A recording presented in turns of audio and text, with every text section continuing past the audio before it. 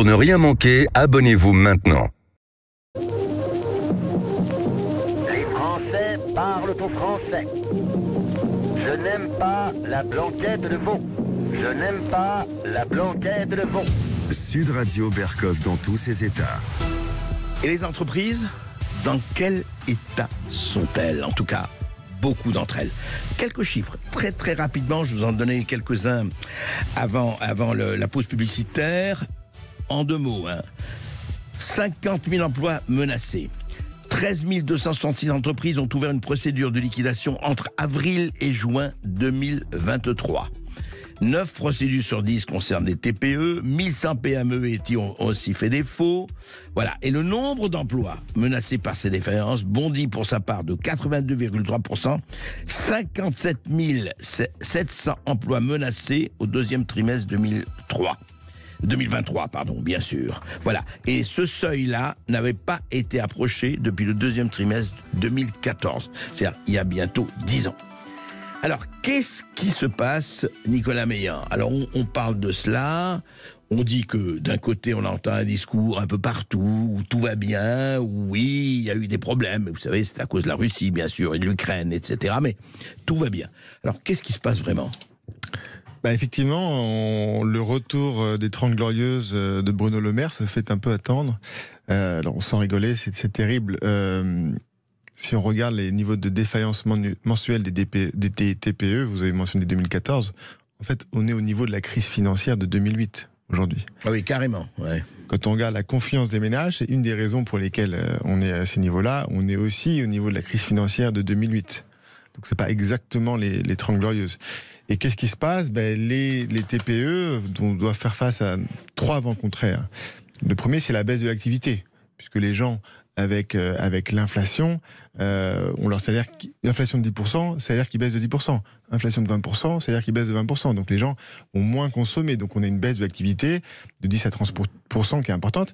Et on a un effet ciseau, puisque en même temps, on a l'augmentation des coûts de l'énergie, notamment de l'électricité. Parce que je rappelle que les ménages, nous avons eu début août 10% de hausse du coût de l'électricité, qui explique d'ailleurs la hausse de l'inflation en août par rapport à juillet. Ouais. Mais les entreprises, donc ça fait 10%, ça fait 30% en 2 ans. Mais les entreprises, elles n'ont pas eu 30%. Elles ont eu 300%. Des factures x3, x4, Facture x10. d'électricité, 300%. Sur l'électricité, puisqu'elles ne sont plus protégées depuis le 1er juin 2015, pour faire plaisir à l'Allemagne et à la Commission européenne, elles n'ont plus accès aux tarifs régulés. Donc, très très compliqué. Et puis le 3e effet qui se coule, entre guillemets, c'est qu'il faut rembourser l'argent. Il n'y a pas eu de cadeau pendant le Covid. Tout l'argent, c'est juste, on leur a prêté de l'argent, on a décalé de l'URSSAF, il faut rembourser ça, tous les PGE, et ça, c'est une véritable bombe à retardement. Donc vous avez votre chiffre d'affaires qui baisse, vos coûts qui augmentent, et en plus, vous devez rembourser de l'argent. Donc c'est vraiment... Et pour corroborer juste, Nicolas Meillan, ce que vous dites, inflation repart à la hausse, c'est l'UFC Que Choisir, là, qui vient de l'écrire. L'inflation repart à la hausse, 6,2% en août contre 5,7% en juillet. Vous voyez déjà, on est passé de 5,7 à 6,2. Elle reste portée par l'électricité, vous venez d'en parler, plus 27%. Et de nouveau par les achats du quotidien à grande surface, plus 14%. Désormais, se nourrir coûte 25% plus cher qu'en janvier 2022. Se nourrir, je répète, coûte 25% plus cher qu'en janvier 2022. Oui, mais ça, c'est ce qu'on nous dit. Mais si vous voulez, André, tous les gens qui nous écoutent, ils vont faire leurs courses. Moi, quand on va faire mes courses, quand je parle à mes amis, ils ne me parlent pas de 25%. Ils me parlent de 60, 70, de 100% de prix qui doublent. Donc on est quand même, les Français sont quand même étranglés par cette inflation. Et on sait d'où elle vient, cette inflation, puisqu'au départ, elle vient de l'augmentation du coût de l'énergie, qui ensuite va ruisseler dans tous les domaines de l'économie, dans les produits manufacturés, dans l'alimentation. Et ça, on sait comment résoudre le problème. On sait d'où elle vient. Cette inflation de l'énergie, elle commence quand? Elle commence quand M. Poutine décide de nous réduire notre approvisionnement en gaz. Je rappelle qu'il n'y a aucune sanction européenne sur le gaz, puisqu'on était pieds et poings liés avec M. Poutine. Et ça date pas de février 2022, ça date de juin 2021. Ouais. Baisse de l'approvisionnement en gaz, explosion des coûts de l'électricité, puisqu'ils sont indexés sur la dernière centrale à gaz, alors que nous, en France, on n'en a quasiment pas, ce qui est complètement lunaire. Donc, on sait comment résoudre ce problème. Il faut retrouver une énergie bon marché, il faut retrouver un gaz bon marché. Et comme nous, notre choix stratégique, ça a été de se rapprocher des États-Unis pour leur acheter le gaz de schiste que nous n'autorisons pas de produire chez nous, parce que forcément la pollution... Nous n'autorisons même pas à explorer, d'ailleurs. On ne peut même pas regarder si on en a, parce que la pollution, de toute façon, c'est bien mieux chez les autres. Mais l'Europe est condamnée. Moi, je le dis depuis assez longtemps, d'ailleurs, souvent avec vous. Et là, l'Allemagne commence à réaliser qu'effectivement, sans gaz russe, ça va être capoute assez rapidement. Mais alors justement, un mot, pourquoi, puisque vous dites c'est intéressant, c'était avant donc l'invasion de février 2022, pourquoi ça s'est passé en juin 2021 ? Alors, ça s'est passé en juin 2021, puisque c'était le premier tuyau de Nord Stream 1 qui amenait du gaz à l'Europe, et parce qu'il y avait un deuxième tuyau qui avait été construit, enfin un deuxième paire de tuyaux qui s'appelait Nord Stream 2, et qui était terminé, si vous voulez, en septembre 2022. Et donc, M. Poutine voulait s'assurer qu'on allait pouvoir mettre en marche Nord Stream 2. Donc, il a mis un petit peu la pression sur les Européens. Il espérait qu'en faisant monter les prix, les Européens allaient signer pour ouvrir le tuyau. Mais c'est pas ce qui s'est passé, puisque les Ukrainiens qui gagnaient 2 à 3 milliards de dollars par an sur le passage du gaz russe vers l'Europe, et les Polonais aussi, n'avaient pas très envie que ce tuyau soit mis en œuvre. Donc, ils ont fait le nécessaire pour que les Américains empêchent que l'Allemagne certifie Nord Stream 2, qui n'a jamais été mis en place, et d'ailleurs qui, depuis il y a un peu plus d'un an, a été absolument attaqué, saboté par un pangolin. Oui, absolument. Doublé d'une chauve-souris. Nicolas Meillan, pour revenir à ça, expliquez-moi pourquoi, on en a parlé beaucoup, que l'Espagne et le Portugal ont quitté cet accord, enfin de cette indexation sur le gaz et l'électricité, et il n'y a pas eu de rupture, on les a pas exclus, on les a pas sanctionnés. Pourquoi la France ne suit-elle pas cet exemple ? Alors, pour ne parler que de cela. André, c'est vraiment la question que tout le monde se pose. C'est-à-dire effectivement, qu'est-ce qu'ont fait l'Espagne et le Portugal ? Ils leur ont dit, bon, nous, cette règle qui indexe le prix du gaz, le prix de l'électricité sur le prix du gaz, ça nous pose un problème. Donc, ce qu'ils ont fait, c'est qu'ils ont subventionné le gaz qui va rentrer dans la production d'électricité, ce qui a fait mécaniquement baisser. Mais surtout, ce qu'ils ont fait, c'est qu'ils ont dit, je reprends la main et je décide de quelle manière je fixe mon prix d'électricité pour le rapprocher de son coût de production. Nous, c'est un sujet qu'on a regardé de très près, notamment avec Arnaud Montebourg, Henri Proglio, Raphaël Schellenberger, Luc Lefebvre-Prigent, parce qu'on a un problème de divergence entre le coût de production en France de l'électricité, qui est 60 € du mégawattheure, et son prix, qui aujourd'hui est à 3, 4, 5 fois plus cher. Oui, le coût de production et le coût, si vous voulez, le prix, c'est 5 fois plus cher que le coût de production. Aujourd'hui, oui. Voilà, aujourd'hui, si on suit les recommandations de la CRE, qui est la Commission de régulation de l'énergie, elle nous dit votre mégawattheure devrait être vendu à 240 € du mégawattheure au lieu de 60 qui est son coût. Donc c'est 4 fois plus cher. Mais en fait, on peut simplement, j'ai découvert quelque chose, c'est que dans la loi NOM, qui est cette fameuse loi qui a permis de la libéralisation du marché, on peut suspendre le mécanisme. En fait, on n'a pas besoin de demander à Madame von der Leyen, à Monsieur Olaf Scholz s'ils sont d'accord. On peut juste, Agnès Pannier-Runacher et Bruno Le Maire, signer un décret, suspendre l'Arenh en cas de circonstances exceptionnelles qui impacteraient notre parc nucléaire, ce qui a été le cas. Et demain, on retrouve un prix de l'électricité aligné sur les coûts de production. Ils peuvent le faire. Légalement, ils peuvent le faire. Ils peuvent le faire demain. Mais le problème, c'est qu'EDF n'en veut pas. Parce qu'EDF, effectivement, a un peu souffert pendant une dizaine d'années de ce mécanisme de l'Arenh, puisqu'il était forcé de revendre avec des faux concurrents qui étaient des producteurs de factures. Donc, effectivement, et il a surtout principalement souffert des règles du marché européen de l'électricité, qui étaient en surproduction et où les prix de gros étaient inférieur à l'Arenh. Donc nous, on a perdu de l'argent. Il devait s'effacer devant les énergies renouvelables, donc il vendait moins l'électricité. Et quand il la vendait, il la vendait moins cher. L'éolien et compagnie, voilà. Mais ce qui s'est passé depuis 2 ans, en tout cas au premier semestre, EDF, grâce à l'Arenh et au bouclier tarifaire, a gagné 10 milliards d'euros. 10 milliards d'euros d'EBITDA. Pourquoi ? Parce qu'en fait, le bouclier tarifaire va dans les poches d'EDF. 10 milliards d'euros, 20 milliards d'euros sur l'année. Donc en fait, on est en train de recapitaliser EDF sans le dire, avec l'argent du contribuable. Et donc EDF va pas se précipiter pour supprimer ce mécanisme. Mais alors Nicolas Meillan, est-ce que cette Arenh-là, on ne va pas revenir là-dessus, on a vu ce qui s'est passé, qui est quand même une hallucinante arnaque, quelque part. Enfin, je veux dire, créer une fausse concurrence avec des gens à qui on vend à 40 € et qui nous demandent de les racheter à 340 € ou presque. Enfin, je ne sais pas si ce sont les chiffres. C'est ce qui s'est passé. Il y a, si vous voulez, le problème, c'est qu'en fait, quand on regarde cette historique, pourquoi est-ce qu'on a fait cette arène ? Pourquoi est-ce qu'on a dit on va créer parce qu'on a signé des traités avec l'Europe l'énergie c'est du domaine des États membres, c'est la prérogative des États membres. On n'était pas obligé de le faire. Et en fait, ce qui s'est passé, c'est que comme nous avons l'électricité la moins chère d'Europe, 2 fois moins chère que tous les autres pays, 2 fois moins chère que l'Allemagne, nous, on avait, pour éviter ces mécanismes de fixation des prix sur le gaz, on avait mis en place des tarifs régulés.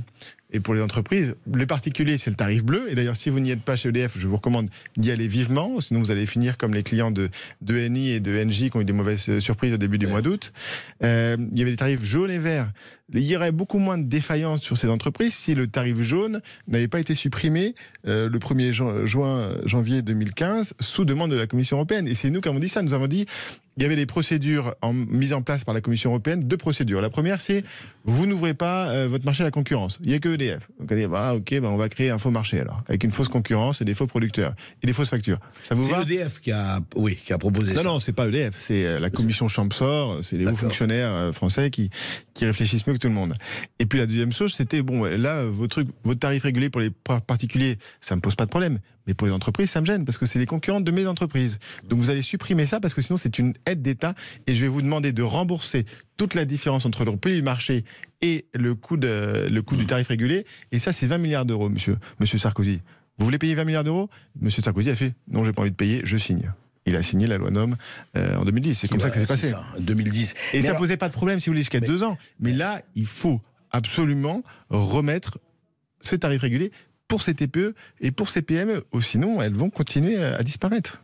Mais attendez, ce qui est extraordinaire dans cette histoire, quand on regarde avec un peu de recul, c'est que la France avait l'électricité à ne plus savoir qu'en faire, en tout cas, ils étaient quand même très autonomes, qui avaient les tarifs les plus bas, et aujourd'hui, et vous avez parlé des chiffres, il y a des milliers de petites entreprises qui crèvent parce que le tarif d'électricité est trop haut. Alors, entre autres, une fois de plus, c'est bien évidemment multifactoriel, donc j'ai expliqué. Oui, mais les tarifs d'électricité, quand vous multipliez par 3, par 4, j'avais déjà donné l'exemple, c'était l'exemple de William Saurin, je crois, qui fabriquait des conserves, qui faisait 40 millions de chiffre d'affaires, qui faisait 10 millions de marge, 10 millions de coûts d'énergie. Son coût d'électricité multiplié par 4 passe de 10 millions à 40 millions, ça fait 10% de son chiffre d'affaires, ça fait toute sa marge. Ils ont fermé, ils ont arrêté. C'est aussi simple que ça. Enfin, n'importe qui, même mon enfant qui passe en CM1 comprend le mécanisme. Le problème, c'est que Bruno Le Maire ne comprenne pas. Et que ce que vous dites aujourd'hui, Bruno Le Maire et Agnès Pannier-Runacher pourraient signer demain un décret. Il faut mettre une croix, on leur demande de mettre une croix, ils font un smiley, ils font quelque chose, si vous voulez. Mais on ne peut pas tout remettre sur le dos de l'Europe parce que ce n'est pas le problème de l'Europe, c'est notre prérogative. Et d'ailleurs, Agnès Pannier-Runacher l'a dit il y a 2 jours, si nos négociations n'aboutissent pas en européen, nous n'hésiterons pas à prendre des mesures nous-mêmes. Mais ça fait 2 ans que Bruno Le Maire, en septembre 2021, nous disait « le marché européen de l'électricité est aberrant ». C'était il y a 2 ans, en septembre 2021. Combien d'entreprises ont fermé depuis ? Combien d'emplois détruits ? C'est tout le tissu, c'est le poumon, et les TPE et les PME, c'est le poumon économique du pays. Bien sûr.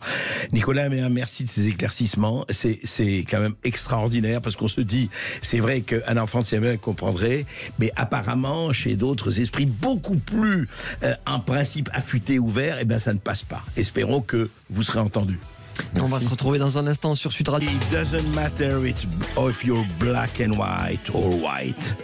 C'est évidemment Michael Jackson, merveilleuse chanson comme pratiquement tous les airs de Michael Jackson. Et c'est à l'occasion d'un discours historique, 1963. Ce discours a marqué l'histoire et c'était le pasteur Martin Luther King. Écoutez un extrait. My 4 little children will one day live in a nation where they will not be judged by the color of their skin, but by the content of their character. I have a dream today.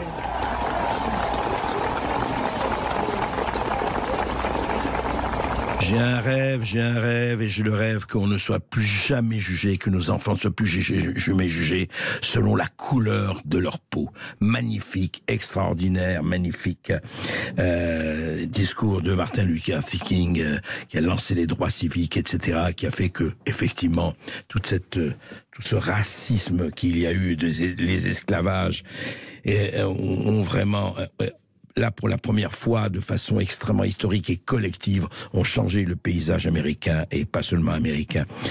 Eh bien, pour célébrer donc les 60e anniversaire de ce discours, eh bien, le ministère de l'Éducation nationale avait demandé et fait une vidéo où des enfants reprenaient le célèbre « Le I Have a Dream ». Écoutez, alors il y avait une série d'enfants, comme ça, d'enfants des écoles, de jeunes adolescents, qui ont récité les parties du discours. Écoutez. I have a dream that future generations will live in a world where nature flourishes. I have a dream of a world where we are all equal. Boys, girls, women, men, tall, small, fat or slim, Christian, Muslim. Voilà. Alors effectivement, on voit une série d'enfants, là, on voit là dans la vidéo, qui récitent effectivement ce magnifique discours. Eh ben, il y a eu un problème. Enfin, un problème. Et les enfants étaient tous blancs. Voilà, je rappelle, des enfants français, c'est pour la France et le ministère français de l'Éducation nationale. Donc les enfants sont tous blancs. Scandale absolu. Alors, toute la tendance woko, gauchisto, etc., s'est dit, c'est pas possible, comment? Et voilà, Dominique Sopo dit ceci: grâce au choix des élèves dans ce clip, le ministère de l'Éducation nationale montre que I Have a Dream reste d'une criante actualité. Comme disait Martin Luther King, je rêve qu'un jour, les petits garçons noirs et les petites filles blanches pourront se donner la main. Et donc, c'est un scandale qu'il n'y ait que, effectivement, des blancs. Alors, peut-être c'est un scandale. Mais moi, je voudrais dire quelque chose. Tous ces gens, je vois des médias, qui soient des journaux, qui soient des radios, qui soient des télévisions, qui hurlent à la mort dès qu'il y a un problème avec une personne dite par eux racisée.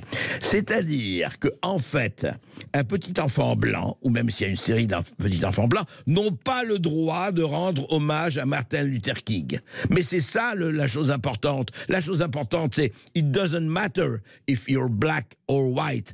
Ça n'a aucune importance si tu es noir ou blanc. Ce qui compte, c'est ce qu'il y a. Ce que tu es, ta dimension humaine. Eh ben non, ça passe pas. Alors, moi, je voudrais juste dire une chose. Je suis très frappé quand je vois les photos des rédactions, je ne nommerai pas ici, d'un certain nombre de journaux, de radio et de télévision, et je passe celles qui vraiment hurlent dès qu'il y a un problème avec quelqu'un qui n'est pas issu des Français dits de souche, je sais pas très bien ce que ça veut dire, eh bien ils hurlent en disant mais c'est pas possible, encore le racisme systémique, encore les racisés, encore le suprématisme blanche, etc. Donc c'est un suprématisme blanche si je rends hommage à Martin Luther King. Mais je remarque leur personnel. Mais messieurs, dames de cette presse progressisto, wokisto, bien pensante, etc., mais vous êtes à 99,5% blancs. Blancs, vos rédactions sont blanches à 99%. Alors, s'il vous plaît, moi j'aimerais d'abord que vous commenciez par balayer devant votre porte et faire de la diversité, justement. Faire, vous, dans vos rédactions, de la vraie diversité. Et là, ce serait pas mal et ce serait même une très, très bonne chose. Et moi, je vais vous dire une chose, ça ne me gêne absolument pas quand Omar Sy interprète Arsène Lupin. Alors là, il n'y a personne qui hurle, et heureusement, mais de l'autre côté, non, il y a des problèmes. Voilà.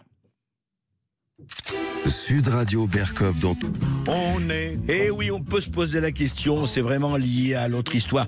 On devient une espèce de société où on ne peut plus rien dire. Si vous êtes étiqueté, ce qui compte, c'est l'étiquette. Et là, il y a un exemple, je dirais presque zoologique. Quand on a écouté au micro de BFM TV une journaliste de Libération, effectivement, Bernadette Sauvager, on a parlé du petit Émile. Vous savez, c'est terrible, ce petit enfant qu'on a tous vu, mignon mignon petit enfant. Cela fait 2 mois qu'il a disparu dans le hameau du Haut-Vernay, dans les Alpes de Haute-Provence. L'enquête suit son cours. On espère effectivement que rien de grave ne lui est arrivé, bien sûr. Eh bien, ça fait 2 mois, les parents du petit Émile ne parlaient pas, et ils ont donné une interview au journal Famille Chrétienne, où ils expliquent qu'ils ne parlaient pas parce qu'ils en avaient marre de se faire étiqueter, et qu'ils ne supportaient pas ça, parce que, sous le prétexte que ce sont des catholiques traditionnels, ou des catholiques, effectivement, eh bien, ça va pas. Ça va pas. Et écoutez ce qu'a vraiment osé dire, je dois dire, Bernadette Sauvager sur le micro de BFM TV. Écoutez. Il y a un certain malaise autour de leurs convictions catholiques, parce que ce ne sont pas des catholiques, on va dire, ordinaires, malgré tout. D'ailleurs, ils reconnaissent qu'ils sont liés à des organisations catholiques que l'on peut qualifier d'extrême droite. Donc je crois qu'il y a aussi cette dimension qui est une dimension politique dans cette interview, qui est à la fois de dire on a été caricaturé, mais aussi d'admettre qu'ils sont liés notamment aux associations qui sont liées à Bernard Anthony, qui est une grande figure de l'extrême droite catholique. Je crois qu'il y a une espèce de malaise autour de ça, et c'est vrai qu'effectivement, cette interview est une interview qui a une volonté de clarification, mais peut-être qui finalement recrée de la confusion. C'est le malaise, il est où ? Il est où le malaise ?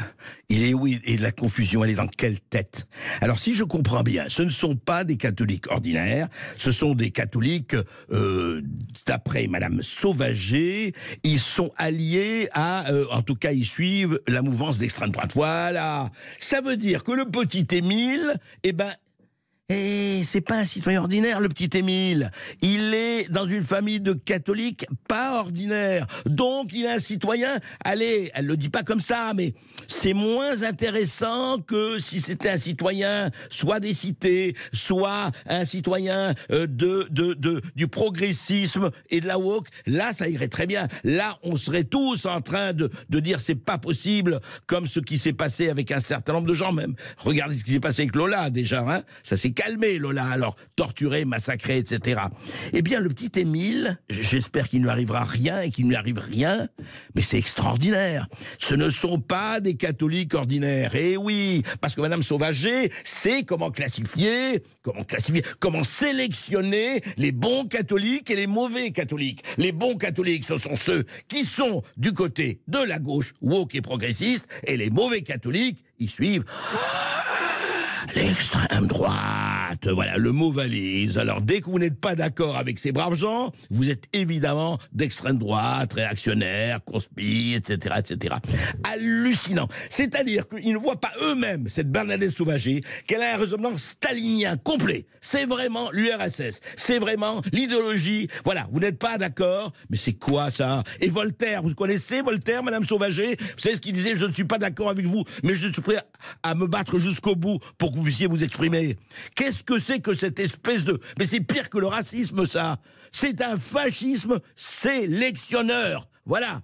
Et à géométrie variable, à 2 poids, 2 mesures. C'est pas possible, ça. C'est pas possible qu'un petit enfant, et qu'on met la souffrance de ses parents au 2e degré, et ça ne compte pas parce qu'ils sont catho-tradis, peut-être ? Mais ça veut dire quoi ? Franchement, il y a de quoi... allez, j'allais employer un très mauvais mot, mais s'il y a de quoi s'indigner, je crois qu'il y a de quoi gerber. Pardon de le dire, mais je le dis. SDF, ouais, c'est terrible, SDF, sans domicile fixe. Alors, il y a quelqu'un, un formidable homme politique. Il a dit quelque chose de remarquable. Et il a dit quelque chose, et j'espère qu'on le suivra tous, et j'espère qu'il le fera, parce que c'est tellement important. Écoutez. La première bataille, c'est de loger tout le monde dignement. Je ne veux plus, d'ici la fin de l'année, avoir des femmes et des hommes dans les rues, dans les bois ou perdus. C'est une question de dignité, c'est une question d'humanité et d'efficacité, là aussi. Ah ben bravo, vous avez reconnu la voix d'Emmanuel Macron. Bien oui, il vient de lancer cet appel, et c'est formidable, il a raison, c'est tellement indigne.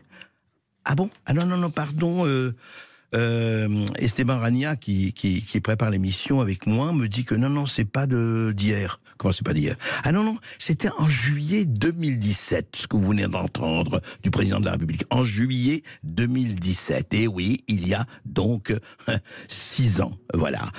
Il venait d'être élu, effectivement, et il a dit cela. Eh bien, qu'est-ce qui s'est passé depuis ? Très simple, selon l'UNICEF aujourd'hui, 2000 enfants sont tous SDF en France, soit 20% de plus que l'an dernier. 2000 enfants sont à la rue en France. Et selon la Fondation de l'Abbé Pierre, 330 000 SDF en France. 330 000 SDF en France à la date d'aujourd'hui. Ouais. Et 4 millions de mal logés si l'on veut aller un peu plus loin.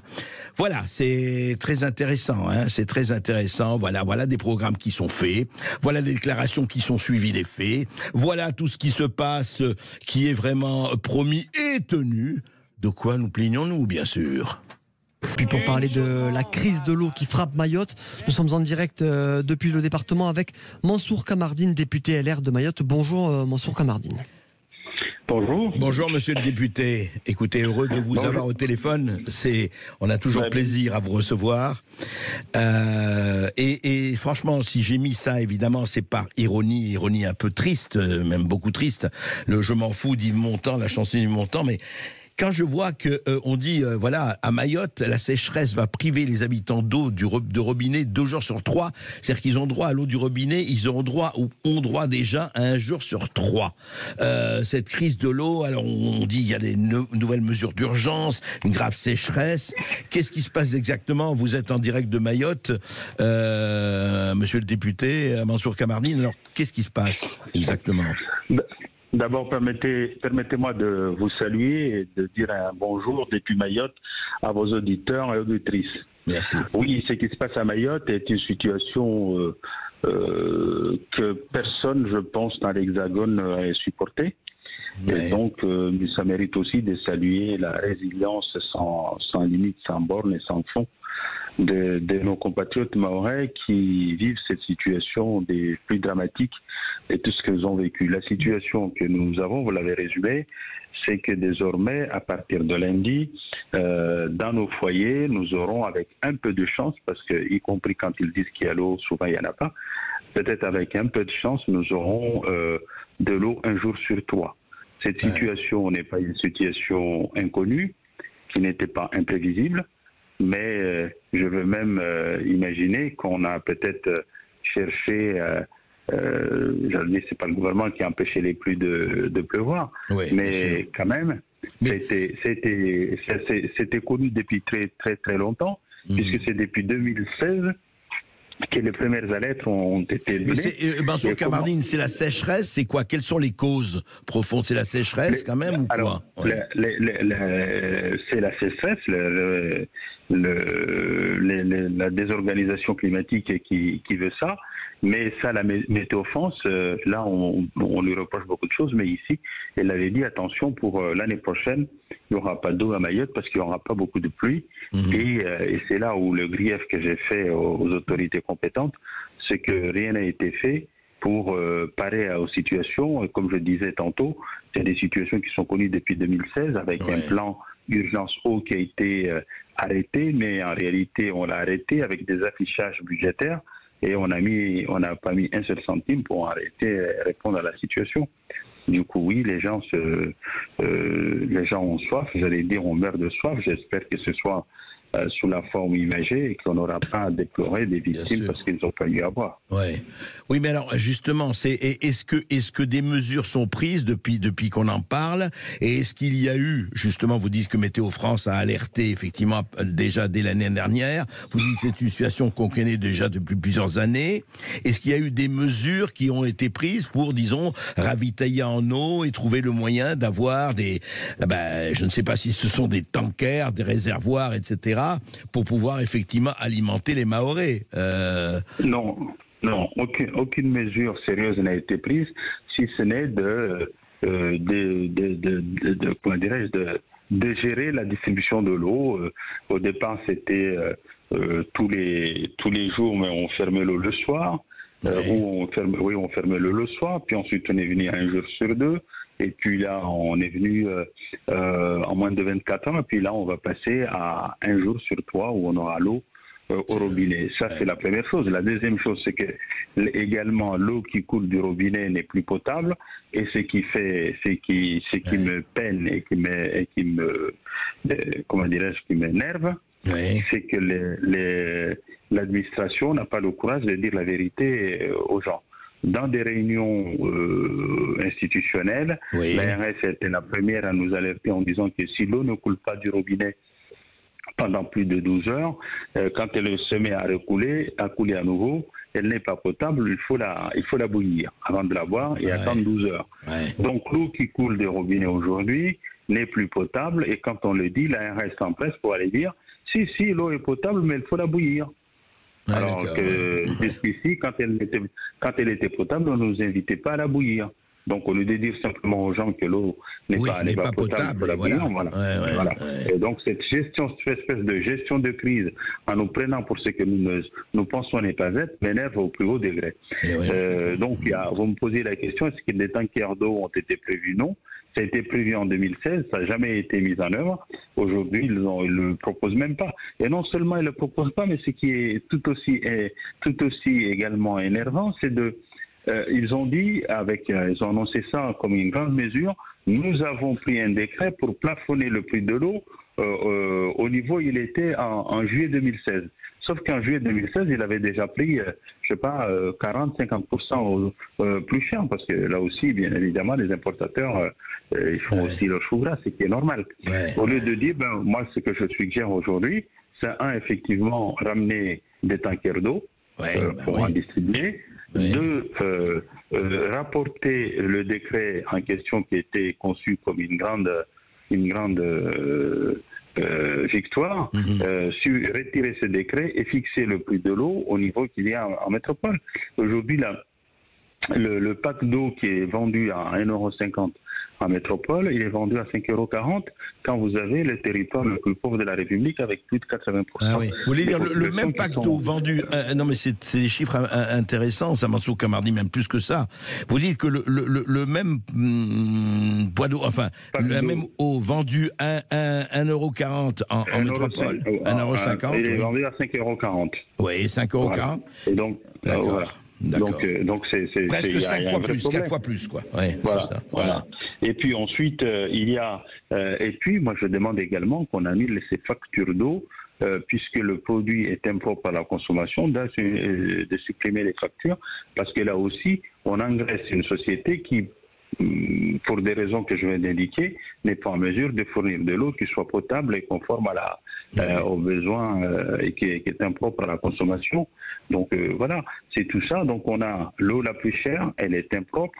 On a l'eau, ça c'est l'eau du robinet, mais on a aussi l'eau en bouteille qui est également 3 ou 4 fois plus chère que l'eau qu'on trouve en bouteille en métropole. Donc c'est vraiment, on nous pousse, je ne sais pas ce qui est recherché derrière. Est-ce qu'on nous teste jusqu'où on peut aller, on peut résister parce que voilà, ou alors parce que les gens s'en foutaient perdument de ce qu'il y a. Alors il est annoncé la visite de M. Vigier, le ministre délégué à l'outre-mer, samedi, pour venir nous amener une somme de 8 millions d'euros. Et voilà la grande mesure, j'allais dire, du siècle qui est prise. Samedi prochain, c'est-à-dire ce samedi qui vient. Dans 48 heures. Dans 48 heures, oui. Mais ce qui est étonnant dans ce que vous dites et dans les faits, c'est que tout ça, on le savait et qu'on n'a pratiquement rien prévu. C'est-à-dire ce qui est étonnant. Alors, est-ce qu'on considère que Mayotte, écoutez, c'est à perte ses profits, ou on considère que Mayotte fait partie du territoire français et on s'en occupe comme dans n'importe quel département français s'il y avait ce problème d'eau potable? C'est la question à laquelle je n'ai pas la réponse, ou en tout cas je refuse d'avoir la réponse. Parce qu'effectivement, elle est posée avec beaucoup de cruauté. Est-ce que oui, on considère les habitants de Mayotte comme des Français, comme n'importe quel Français du territoire national, ou alors on considère que loin des yeux, loin du cœur, et que personne ne verra dans l'Hexagone, et que parce que malheureusement nous avons les gouvernements que nous méritons, et ces gouvernements n'agissent que sous la pression de la presse. Ouais. Et que les gens qui meurent de faim, qui meurent de soif à Mayotte, le temps que la presse s'y mette, il aura déjà coulé beaucoup de poussière dans les robinets. Ouais. En tout cas, écoutez, c'est bien que vous en parliez et c'est bien que nous en parlions. Ça me paraît d'ailleurs la moindre des choses. Et j'espère vraiment, mais tenez-nous au courant, Mansour Kamardine, que les choses vont jouer, que les secours, c'est vraiment ça. C'est une question de l'eau, c'est une question de vie ou de mort. Hein. Exactement. Ce qu'il faut en réalité, c'est de mobiliser les bâtiments de la marine qui peuvent transporter de l'eau et qui ramènent de l'eau ici, donc des tankers, et qui donnent de l'eau aux populations. Je ne vois pas comment on en sortira si ce n'est par ce biais-là, parce que là, ils sont en train de plasmodier dans le Coran et dans la Bible. C'est l'État qui fait ça, dans le Coran et dans la Bible, et peut-être aussi dans la Torah, pour attendre, pour implorer Dieu qu'il renvoie la pluie. C'est-à-dire que nous sommes tous là à attendre que la pluie vienne, éventuellement en novembre, alors que rien n'est dit que la pluie sera là en novembre. Mais oui, bien sûr. Vous comprenez ? C'est une crise, à mon avis, qui n'a pas encore dit son dernier mot. Et je ne suis pas sûr qu'on ait pris conscience de la gravité de la situation. En tout cas, vous nous faites prendre conscience, Mansour Kamardine. Merci de vos éclaircissements. Et puis vous revenez quand vous voulez pour nous dire la situation. À bientôt. Merci beaucoup. Ça sera sans doute la semaine prochaine, parce que là, cette semaine, je suis ici. Mais dès que je viens, je vous fais signe et je me fais inviter. Parfait. Voilà. À bientôt. Merci Mansour. L'heure du face-à-face dans Berkoff dans tous ses états. Aujourd'hui, André Berkoff reçoit le sociologue Michel Maffezoli pour la sortie de son livre Le Grand Orient, les lumières sont éteintes. C'est aux éditions Guy Trédaniel. Bonjour Michel Maffezoli. Bonjour. Alors, Michel Maffezoli, effectivement, on ne vous présente plus, mais je le fais quand même. Il est non seulement sociologue, mais philosophe et professeur émérite à la Sorbonne. Il est membre de l'Institut universitaire de France, docteur honoris causa, je le fais de nombreuses universités étrangères, et il a écrit plus de 40 ouvrages sur, effectivement, nos sociétés postmodernes, nos sociétés claniques ou nos sociétés tribales, et puis récemment l'ère des soulèvements qui a fait beaucoup de bruit, et puis beaucoup d'autres, et la logique de l'assentiment bien sûr, et là Michel Maffezoli, alors là vous parlez de quelque chose qui a toujours été à la fois de l'ordre du fantasme, de l'ordre du sulfureux et de l'ordre de très intéressant, le Grand Orient. Et oui, vous parlez de la plus grande obédience, enfin de la plus grande obédience, en tout cas en France et ailleurs dans le monde, et vous dites carrément, les lumières sont éteintes. Alors, qu'est-ce qui se passe dans la franc-maçonnerie selon vous? Et je rappelle, parce que vous n'en parlez pas de l'extérieur, vous n'en parlez pas comme quelqu'un qui s'est penché ou en sociologue ou en anthropologue là-dessus, pas du tout. Vous dites exactement ceci, d'ailleurs vous le dites au début de votre livre, et dit voilà, étant resté 50 ans dans cette obédience, donc au Grand Orient, et été exclu, j'ai donné ma démission le 10 novembre 2022, donc au bout de 50 ans, et été exclu quelques jours après par ce qui s'appelle la Chambre suprême de justice maçonnique, une chambre disciplinaire n'appartenant pas à l'ordre judiciaire. Et j'ajoute juste, il s'agissait d'une anecdote illustrant parfaitement l'intolérance et le sectarisme, mais l'utilisation des fins personnelles par certains membres de cette obédience, montrant en quoi elle est devenue une ONG, un lobby ou un club politique. N'est-ce pas une petite vengeance personnelle, ça, Michel Maffezoli? Non, je suis assez serein. C'est une analyse que je fais, comme j'ai fait d'autres analyses qui ont été qu'on a considérées comme provocatoires sur les tribus ou autres. Oui. Là, bon, en effet, à partir d'une expérience qui a été la mienne, puisque vous avez 50 ans. Vous avez souligné, c'est pas rien, un demi-siècle, j'étais jeune quand j'y suis rentré, et je me suis rendu compte progressivement que, voilà, ça perdait de ce qu'était à l'origine une tradition maçonnique, l'ordre traditionnel. Alors, qu'est-ce que c'était à l'origine? Parce que vous distinguez, vous le dites tout au long de votre livre, il y a effectivement l'interventionnisme en politique, tout ça qui a toujours été politique en société, mais vous dites il y a le spéculatif, la tradition, la transmission. Alors, expliquez-nous cela. Disons-le tout simplement. D'ailleurs, dans toute société de longue date, il y avait toujours des sociétés de pensée ésotérique. N'ayons pas peur du terme. C'est-à-dire qui, je dirais, qui réfléchissaient, qui approfondissaient un certain nombre de choses. Et c'est parce qu'il y avait de l'ésotérique, il y avait de l'exotérisme. Vous voyez, je vais le dire d'une autre manière. Quand Hegel, au 19e siècle, dit la lecture du journal, c'est la prière de l'homme moderne, c'est parce que lui, en tant que philosophes avaient cette pensée ésotérique et considéraient qu'il fallait la sortir, si je puis dire. Voilà. C'est ça. Alors donc c'est une vieille tradition, les pythagoriciens, la pensée égyptienne, les Templiers, on pourrait s'amuser, je ne suis pas historien, mais on trouve des quantités d'exemples en ce sens. Et à vrai dire, la maçonnerie s'inscrit dans cette perspective-là. Et mon hypothèse, le cœur battant de ce livre, de ce pamphlet un peu polémique, c'est de dire, voilà, il y a un abattardissement. Et c'est un chapitre que j'ai intitulé ainsi, c'est-à-dire qu'on a perdu ce qui était à l'origine une belle dimension de cette pensée, encore une fois, mais tournez juste pour préciser cette pensée ésotérique. Tournez quoi, l'approfondissement de l'humanisme, l'approfondissement de ce que c'est la condition humaine, si on pouvait la résumer. Très précisément, l'accent qui est mis sur le spirituel ou le symbolique. Je suis un disciple de Gilbert Durand, qui lui-même était maçon. C'est à lui que j'ai dédié ce livre d'ailleurs, et qui a mis l'accent sur l'imaginaire, l'importance de l'imaginaire, qui en France avait du mal à s'implanter. Et à bien des égards, l'ordre maçonnique, c'est ça fondamentalement, hein, c'est-à-dire quelque chose qui va mettre l'accent sur cette dimension, je dirais, inaliénable de l'espèce animale qui est la nôtre, hein, c'est l'espèce humaine, qui est cette dimension spirituelle. Et peu à peu, eh bien, on a vu en quelque sorte qu'on va s'employer à gommer. Et le Grand Orient a gommé progressivement cette dimension symbolique et spirituelle pour aboutir à ce que j'appelle un club.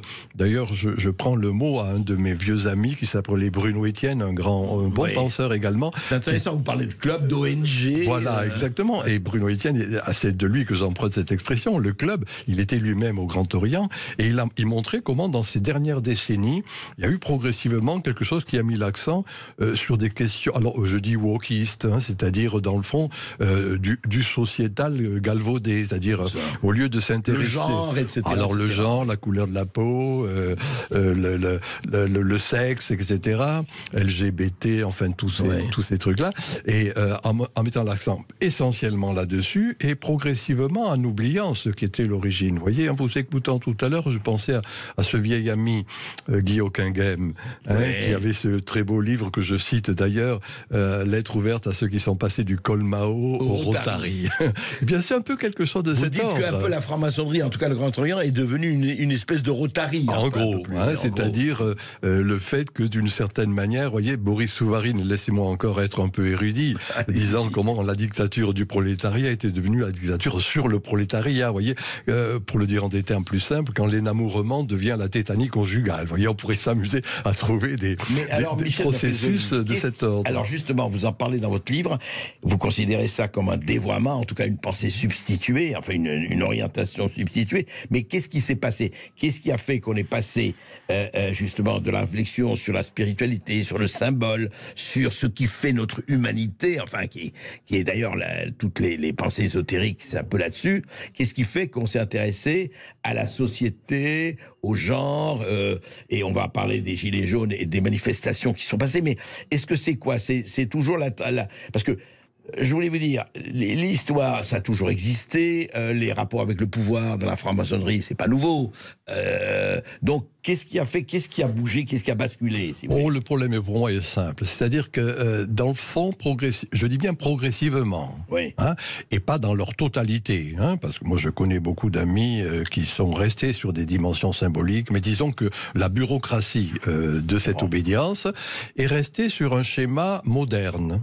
Hein, c'est-à-dire le progressisme, le rationalisme, l'individualisme. Et donc c'est sur ces valeurs, qui furent des valeurs pas négligeables, hein, encore une fois, et qui ont bien marqué le 18e, eh bien, et du coup sont en décalage avec ce qui est en jeu actuellement. Vous voyez, je cite ici Charles Porcé, qui fut un de mes vieux amis francs-maçons également, un grand théoricien de la franc-maçonnerie, Hiram sans culotte, hein, un de ses livres. C'est-à-dire Hiram, c'est la figure... le prophète. Enfin, Hiram, c'est le constructeur du temple, hein, c'est-à-dire dans la vieille tradition mythique. Et il montrait comment, au 18e, eh ben justement, Hiram était devenu, en quelque sorte, sans culotte. C'est-à-dire, il était en accord avec le XVIIIe siècle. Cette élite ou cette bureaucratie ou cette technobureaucratie qui gère cette obédience est restée sur ces valeurs et ne s'est pas rendu compte qu'il y avait une évolution. Alors moi je dis post-moderne, hein, peu importe, la société en gestation. Un exemple très précis. Ces jeunes générations qui ne se reconnaissent plus justement dans le matérialisme, dans le progressisme, etc., eh bien, ne sont plus en accord avec justement le fait de rester sur des vieilles lunes, si je puis dire. Vous voyez, 65% des apprentis du Grand Orient arrêtent avant la fin de l'année. C'est un symbole. C'est-à-dire qu'ils quittent le... Bien sûr, tout simplement parce qu'ils se rendent bien compte que ce pourquoi ils étaient venus, c'est-à-dire cette recherche, disons le mot qui fait un peu peur, spirituel, symboliste, le fait que dans le fond on ne peut comprendre le visible qu'à partir de l'invisible. Eh bien, que cela n'était plus pris en compte. Mais voilà. Michel Maffezoli, quand même, est-ce que ce n'est pas une mauvaise chose que de s'intéresser, si l'on est franc-maçon mais ou ailleurs, à la chose, au monde qui nous entoure, à la politique, au rapport de force? Et si on peut influer ou infléchir une situation peut-être fâcheuse par une situation meilleure, est-ce que ce n'est pas bon, ou vous estimez que ce n'est pas le rôle de la franc-maçonnerie? C'est cela. C'est ça. C'est-à-dire que, restons sur cette phrase que l'on connaît, cette observation de Peggy, tout commence en mystique et s'achève en politique. Il y a toujours au départ de ce qu'est l'être ensemble quelque chose qui est spirituel, mystique, peu importe le terme à vrai dire, et puis peu à peu il y a des gradations. À bâtardissement, ça devient politique. Eh bien, c'est exactement cela qui est en jeu. Moi, je ne dis pas, vous avez raison, que bien évidemment, il faut être en phase avec justement les problèmes actuels sur leurs diverses modulations. Mais en restant attentif au fait qu'il y a d'abord un soubassement, un substrat, un fondement, et que c'était justement l'avantage de ces sociétés de pensée qu'elles étaient enracinées, encore une fois, dans ces vieux problèmes. A presque disparu, en tout cas, c'était frité. Voilà, en gros, il s'était frité. Encore une fois, je dis bien, existe d'autres obédiences qui justement... Il y a beaucoup de francs-maçons qui sont des Exactement. Et pour tout vous avouer, tenez, puisque vous me forcez à parler vrai, je vais publier encore dans un ou deux mois un livre qui s'appellera « La franc-maçonnerie peut-elle réenchanter le monde ?» C'est-à-dire en montrant qu'à bien des égards, si on quitte ce domaine purement politiste, je dis bien politiste, je fais exprès d'employer ce néologisme, et bien du coup on sera en phase avec l'esprit du temps. Eh bien on va continuer à parler de cet esprit du temps, de la franc-maçonnerie, où elle en est, avec Michel Maffezoli, après cette petite pause. Oui, on continue de parler vrai sur Sud Radio avec Michel Maffezoli, qui fait le plaisir d'être l'invité du face-à-face de Berkov dans tous ses états. Et puis, on va prendre toutes vos réactions et vos questions au 0826 300 300. 0826 300 300. Sud Radio. Sud Radio. Parlons vrai. Parlons vrai. Sud Radio. Parlons vrai. Vous êtes prêts pour une aventure inoubliable en famille à Port Aventura World avec Sud Radio? Découvrez un monde à l'expérience unique. La catapulte horizontale Furious Baco, l'Himalaya avec la montagne russe Shambhala. Nagez à Port Aventura Carib Aquatic Park et ressentez la sensation Ferrari à Ferrariland avec Sud Radio. Cette semaine, dès votre réveil, écoutez le Grand Matin Sud Radio et à tout instant, gagnez votre séjour à Port Aventura World avec Sud Radio. Parlons vrai. Debout Léa. Oh, il est 3h du mat. Chez Brico Dépôt, les prix baissent. Je veux pas les rater. Mais ça baisse depuis cet été. Vas-y plus tard. Ah oui, pourquoi pas. Depuis 30 ans, Brico Dépôt s'engage pour votre pouvoir d'achat. Depuis le 14 juillet, nous baissons les prix de nombreux articles pour vos projets, comme la peinture blanc mat intérieure 10 litres Evalux à 25,90 € au lieu de 29,90 €, soit 2,59 € le litre. Et ça donne envie d'en faire plus. Brico Dépôt. Wow. Voyez plus grand avec nos prix dépôt. Offre hors dépôt de Cahors. À tout instant, écoutez Sud Radio, en voiture, au travail, depuis votre smartphone. Installez l'application Sud Radio depuis le Google Play ou l'App Store. Pour l'incroyable anniversaire de But, vous prendrez bien un canapé. En ce moment chez But, moins 40% sur le très beau canapé convertible avec Méridienne et coffre Ricky 2 qui passe de 1149 à 699 € seulement. Un prix spécial incroyable anniversaire. 2520 pièces disponibles. Sud Radio Brive-la-Gaillarde. 97.8. Sud Radio. Eden Auto fête aussi l'été avec son festival Eden Auto Occasion. Un concert de remise, jusqu'à 1000 € sur une sélection de véhicules d'occasion toutes marques. Le festival Eden Auto Occasion, un florilège de réductions dans toutes vos concessions du réseau Eden Auto. Offre réservée aux particuliers, valable jusqu'au 30 septembre. Voir conditions sur edenauto.com. Pensez à covoiturer. Ça vous dit un bon plan Distri? Jusqu'au 7 septembre et dans tous les magasins Distri Center, le combo haut plus bas au choix est à moins de 8 € pour tous les kids de 3 à 12 ans. Moins de 8 €. Et oui, même le prix est super stylé pour la rentrée. Et vous savez quoi? Des bons plans comme ça, c'est toute l'année chez Distri. Distri Center. Voir conditions en magasin et sur districenter.fr. Audrey déteste les maths. Donc quand Flore lui dit que 8 au carré fait 64. elle ne comprend pas. Mais quand elle lui explique que le forfait mobile 2 heures 100 mégas est à 0 €. Ah bah là c'est évident, voilà. Chez Orange, le forfait mobile 2 heures 100 mégas pour clients Internet est à 0 € par mois pendant 12 mois pour les nouveaux clients mobiles. Puis 5,99 € par mois, sans engagement. Orange. Valable jusqu'au 4 octobre 2023, conditions détaillées en boutique et sur orange.fr. Bienvenue aux familles qui veulent continuer à se régaler sans avoir à se priver. Et aux gastronomes tendance économe qui comptent bien profiter de cette rentrée pour se faire plaisir. En ce moment, chez Picard, profitez de moins 50% sur le deuxième produit acheté avec la carte Picard et nous, parmi une large sélection de produits. Et pour plus de simplicité, pensez à la livraison à domicile et au click and collect sur picard.fr. Picard, pour le bon et le meilleur. Modalité sur picard.fr. Pour votre santé, limitez les aliments gras, salés, sucrés. Ici Sud Radio. Les Français parlent au français. Je n'aime pas la blanquette de veau. Je n'aime pas la blanquette de veau. Sud Radio Berkov dans tous ses états. De retour dans le face-à-face de Berkov dans tous ses états. Aujourd'hui, nous recevons Michel Maffezoli qui vient nous présenter son dernier livre, Le Grand Orient, les lumières sont éteintes, aux éditions Guitry et Daniel. Alors, Michel Maffezoli, justement, c'est tout le problème que vous soulevez dans votre livre, c'est que, évidemment, qu'il faut s'occuper du monde, mais si ce n'est pas sur des bases, effectivement, spiritualistes, dans tous les sens du terme, symboliques et qui vont très loin, il y a un problème. Simplement, je voudrais quand même rappeler quelque chose, vous n'en parlez pas dans votre livre, mais est-ce que ça n'a pas été toujours le cas? Je m'explique. C'est intéressant d'ailleurs, puisque le Grand Orient, en 1773, 250 ans de franc-maçonnerie, c'est intéressant. Mais on se rappelle quand même, dans une époque plus récente, qu'un certain maréchal Pétain, le régime de Vichy, avait interdit la franc-maçonnerie. Alors, juste, pas pour faire une polémique là-dessus, mais pour comprendre au nom de quoi le régime de Vichy a interdit la franc-maçonnerie, parce que justement, il représentait toute cette idéologie des Lumières que vomissait, il faut bien dire, le régime de Vichy. Oui, c'est bien de parler du régime de Vichy, mais n'oubliez pas que le Parti communiste également avait exclu les francs-maçons, vous voyez, donc... Ah oui, de façon officielle. Bien sûr, bien sûr. Et les trotskistes, pareil, c'est-à-dire que, je dirais, vous voyez, pour élargir, que toute pensée totalitaire a tendance à vouloir évacuer la libre pensée. Voilà, le fait qu'il y ait cette liberté d'expression. Donc, c'est pas du tout étonnant, l'exemple que vous venez de donner, en rajoutant ce que je viens de dire, bien évidemment. Voilà. Eh bien, oui, voilà, c'est-à-dire que ce qu'était l'essence même de la maçonnerie, c'était ce que je viens de dire, liberté de conscience. C'est ça. Et dans le fond, je le cite pas là, mais je le cite dans le prochain, Voltaire a été initié en fin de vie au Grand Orient. Vous le dites ici aussi. Ah, je le dis aussi, je m'en souviens plus, oui.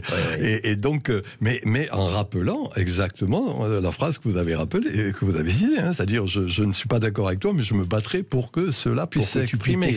Voilà. Eh bien, de ce point de vue, cela n'existe plus. Il y a retour au GE, et on l'a bien vu au Grand Orient, sur les 2 décennies qui viennent de s'écouler, 2 ou 3 décennies, eh bien, quelque chose qui est de l'ordre de l'Inquisition. C'est-à-dire où on exclut à partir d'un dogme. Alors, le dogme, prenons un exemple précis. Oui. Un des éléments clés de la maçonnerie, c'était la philosophie progressive. Progressive, ça veut dire quoi? Eh bien, c'est-à-dire quelque chose qui tient compte des traditions. D'accord. De l'ordre de la spirale. Inclut la tradition. Exactement. Voilà. Ce que j'appelle, moi, la spirale. C'est-à-dire que, ou un oxymore qui m'est cher, l'enracinement dynamique. C'est-à-dire qu'à partir... Il n'y a pas du passé, faisons table rase. Voilà. On part de du quelque passé. chose qui sont ces grandes valeurs humanistes, c'est vrai. Et que c'est à partir de là qu'en fonction du temps, on évalue. C'est ça, l'esprit du temps. Hegel, c'était un franc-maçon. Quand il parle de l'esprit du temps, c'était ça. Voilà. Or, il se trouve que cette philosophie progressive qui est indiquée chaque fois au début des tenues, c'est-à-dire des rencontres. Oui, dans les loges, etc. Philosophie progressive est devenue un simple progressisme. C'est-à-dire l'idée du progrès indéfini, quelque chose qui est la flèche du temps, du passé faisant table rase, en quelque sorte dans la manière marxisante ou socialisante. Voilà par exemple, je dirais, un abâtardissement, un décalage qui fait que cette belle idée de philosophie progressive, je dis bien encore une fois, à partir des racines, on évolue. Mais à partir des racines, la tradition pour dire bref, tradar, ce qui a été donné, je le transporte. Tradition, donc transmission. Exactement, c'est la transmission. Elle a été oubliée alors qu'elle est affichée et affirmée au début de chaque rencontre. Hein, et par contre... Il est affiché comment? c'est indiqué, franc-maçonnerie, société philanthropique de philosophie progressive. C'est dit avec ça. Et puis on l'oublie. Et puis on fait le contraire. On rentre dans une espèce de progressisme. Alors, vous pouvez donner des exemples, par exemple, ce qui s'est passé avec les Gilets jaunes, vous en parlez dans votre livre. Oui, bien sûr. Ils ont été particulièrement absents, le Grand Orient. Hein, il n'y a pas eu un mot là-dessus? Pas eu un mot, et ça a été dit et indiqué de diverses manières, avec même pas un mot. Non, si, il y a eu des mots. Une méfiance, ce sont des réactionnaires, ou c'est des gens dangereux, ils ne sont pas inscrits dans un parti, ou ils ne sont pas une expression syndicale. Non, il y a eu des critiques violentes de la part, encore une fois, de Géo. Et le deuxième élément, c'est par exemple l'espèce d'inféodation qui a été faite aux injonctions sanitaires de la psychopandémie qui s'est écoulée il y a 2-3 ans. Vous voyez, c'est-à-dire que ils ont défendu, et moi, une des critiques qui m'a été faite, c'est dans l'ère des soulèvements, le fait que justement, je critiquais ce que j'appelais la mascarade, le port du masque, ou la muselière, disais-je. Ou encore... Et on vous a critiqué là-dessus. Bien évidemment. Ouais. Et dans le fond, il prenait le relais des injonctions du pouvoir. On ne dit pas qu'il faut, peut-être, il fallait, j'en sais rien. Enfin, ça se discute, hein, je dirais, on peut en discuter, et des bons esprits l'ont discuté. Mais là, c'était même pas la question. C'est-à-dire, là, il fallait rentrer dans ces injonctions et les appliquer. Mais est-ce que vous ne croyez pas, est-ce qu'il n'y avait pas au sein, peut-être, on ne pouvait pas de partout, des ateliers, des loges, etc., discussions, effectivement, peut-être véhémentes, avec certains qui étaient d'accord, d'autres pas ou... Alors, sur ce dernier point, il y a eu énormément de démissions, justement, parce qu'il n'était pas possible de poser la question. D'accord. Or, maintenant on appelle le complotisme le fait de poser des questions. Hein. Je rappelle, moi, la belle idée aristotélicienne, hein, quand il fait la différence entre l'opinion et la pensée, la philo, il dit « kalos apoier estai », poser bellement des questions, hein, c'est-à-dire aporie. Hein, question à tout, c'est ce qu'on dit tout le temps. Et donc, ici. Dans le fond, actuellement, le vrai débat, c'est poser des questions. C'était cela l'essence de la maçonnerie. Hein, j'ai bien dit, la liberté de conscience. Eh bien là, justement, c'était gommé. C'était impossible de poser les questions, et il faut le savoir. Hein. Il y a eu, je suis pas en position de donner les chiffres puisque je ne les sais pas, on les cache à bien des égards. Mais il y a eu beaucoup de démissions. Paraît-il, énormément de démissions, de gens qui ne versaient plus leurs cotisations, capitations, etc. Et qui ont du coup été radiés. Hein, je veux dire, étaient exclus. Mais tout ça parce que il n'y avait pas possibilité de discuter. Hein, voilà, sur ce point particulier. Est-ce que ça a été le cas aussi, par exemple, on en parle depuis quelques années, quelle était la position, en tout cas, du Grand Orient? Parce que, comme vous dites, il y a plusieurs d'autres loges, il y a plusieurs obédiences, etc. Mais sur le wokisme, sur la cancel culture, sur le genre et tout ça, je parle de la position officielle, si position officielle il y a. Il y a eu, si vous voulez, une accentuation, je dirais, de cette attitude wokiste. Hein. Et ma proposition est un peu provocante, hein, même assez provocante. Hein. En la matière, je dis que le wokisme est réveillé. C'est bien ça. C'est ça que ça veut dire, normalement. Absolument. Voilà. N'est que la fine pointe, la caricature, en quelque sorte, des Lumières. Hein. C'est-à-dire, les Lumières, qu'est-ce qu'elles faisaient, les Lumières? C'était l'universalisme. Hein. L'idée qui ne fut pas négligeable. Là, d'une certaine manière, dans la caricature, on universalise une particularité. La peau, le genre, le sexe. Mais c'est un de mes maîtres, là, Julien Freund, disait que quand quelque chose est en fin de course, c'est les combats d'arrière-garde. Et le wokisme, c'est un combat. Mais bien sûr, c'est une idée simple qu'il convient de rappeler. Mais et là, le wokisme, c'est un combat d'arrière-garde de ce qu'étaient les Lumières. Mais alors, juste un mot, mais est-ce que donc les instances de la franc-maçonnerie ont fait silence sur ce sujet? Ils ont quasiment imposé que ce qu'on appelle les plans, c'est-à-dire, on va dire, les conférences, les interventions, etc., soient essentiellement centrées sur ces éléments wokistes. Hein, voyez. Il y a eu de la technobureaucratie, hein, de cette obédience à l'encontre d'autres obédiences, mais a mis l'accent essentiellement sur ce qu'il s'est appelé le sociétal. Hein, c'est-à-dire finalement ne prendre en compte que non pas des questions symboliques, spirituelles, culturelles, j'en sais rien, moi tout ce qui est, je l'ai bien dit, le fondement même de l'être ensemble. Mais au contraire, l'aspect, et c'est pas méprisant ce que je dis, mais l'aspect un peu plus superficiel, on va dire. Hein, voilà. Alors oui, le sociétal plutôt que le social. En gros. Mais moi j'aimais ce mot sociétal dans la mesure où en gros il s'agissait d'indiquer ce qui était le plus profond, hein, ce que j'appelais la centralité souterraine. Et là c'est plus du tout le cas, c'est-à-dire c'est devenu un social un peu, quand j'ai rien à dire, je dis sociétal, si je puis dire quelque chose de cette Mais vous savez ce que disait Harakiri, ce n'est pas parce qu'on n'a rien à dire qu'il faut fermer sa gueule. C'est Raymond Devos disait, quand j'ai rien à dire, je veux que ça se sache. On se retrouve juste après cette petite pause et nous, on a des choses à dire. On continue cet entretien avec Michel Maffezoli et puis avec vous aussi au 0826 300 300. On va prendre toutes vos réactions au standard 0826 300 300. Sud Radio Berkov dans tous ses états. Appelez maintenant pour réagir 0826 300 300. Roquette, c'est le chien de Loïc. Alors oui, il bave sur le canapé, il aboie parfois sans raison et ne reste jamais assis très longtemps. Mais Roquette, il est en bonne santé et c'est la plus grande fierté de Loïc. Pour ça, il lui offre la meilleure alimentation au meilleur prix. Et jusqu'au 2 septembre, pendant la vente Flash Gamme Vert, profitez de moins 40% sur le deuxième sac de croquettes. Moins 40%. Gamme Vert, l'autoproduction et l'avenir. Conditions et magasins participants sur gammevert.fr. Quand on part en vacances, mes parents me réveillent en pleine nuit pour éviter les embouteillages. Moi, les miens, ils se couchent super tard pour finir la valise. Mon père aussi. Et en plus, il veut jamais s'arrêter pour arriver plus vite. Après, il est épuisé. Et si nous transmettions la bonne attitude? Sur un long trajet, une pause toutes les 2 heures. Assurance Prévention, une association de France Assureurs. Gère tout dans la maison. Gère tout ce que je veux. Avec un bouquet de solutions, moi je vois la vie en mieux. Pour votre ménage, l'aide aux seniors ou la garde d'enfants, faites confiance à notre équipe dévouée et bénéficiez de 50% de crédit d'impôt sur l'ensemble de nos prestations. Plus d'infos sur o2.fr. Et moi je vois la vie en mieux.